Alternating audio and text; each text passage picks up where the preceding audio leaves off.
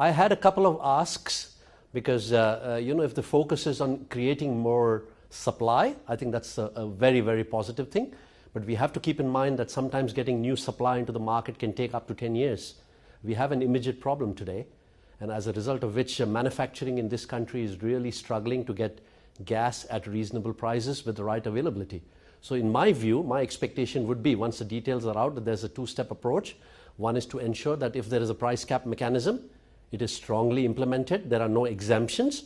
Both wholesalers and retailers are covered under this, so that existing consumers, genuine consumers of gas like Orica, do get the benefit of reasonable supply at reasonable prices. And then we need more supply. So if we can get a two-step approach going, that would be very positive for manufacturing in the country. There is, of course, though, a gas price cap of $12 a gigajoule introduced by the government a couple of years ago. Is that not working?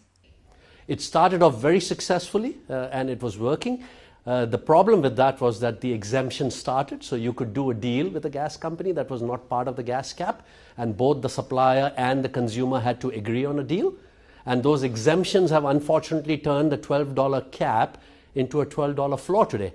So nobody is willing to make offers below $12. We at Orica, at our Yarwun site in Queensland, just signed a contract for $12. Now, to put it in perspective, I have manufacturing in North America where I can get an equivalent of less than $4 gas. So $12 already is 3 times more expensive than what I can source elsewhere in the world.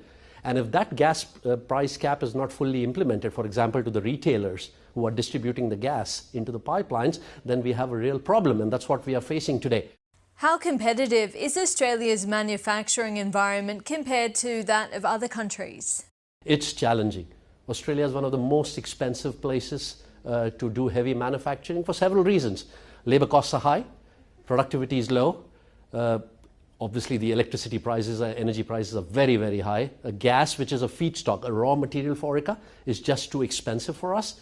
Then we have the added pressure of decarbonising. We have got the safeguard mechanisms, which means that I have to invest a lot of capital upfront to ensure that I do not get penalties on the safeguard mechanism. Now, on the corollary, I do generate carbon credits, which help me then to fund the future. So I'm fully supportive of all of these activities, but we are losing competitiveness. And if you look around the industry, you'll have heard about, over the last 3 to 5 years, you've heard of so many closures.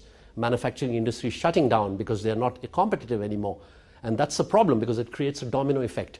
So Orica is dependent on suppliers, Orica is dependent on the downstream, and everything has to work, which means that we need energy costs, gas costs, which make the entire ecosystem competitive.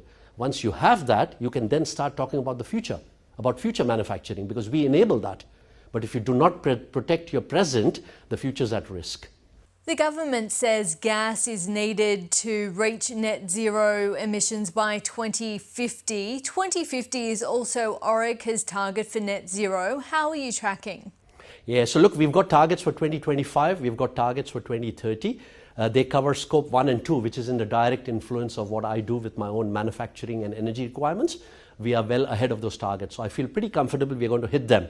The challenge starts after 2030 because of policy uncertainty, of what happens, for example, with our scope 3 emissions. So we depend on other parts of the world, other governments, other jurisdictions to start enforcing a safeguard mechanism so that they start to decarbonize their operations, which has a positive impact on my scope 3. The same with my customer base, which is the mining industry. Why is gas critical? The ultimate target for Orica is that we should not be consuming any gas. But I still need a raw material. That raw material could potentially be green hydrogen or green ammonia. I cannot get access to cost-competitive green hydrogen today. I might need anywhere between 3 to 5 to 10 years.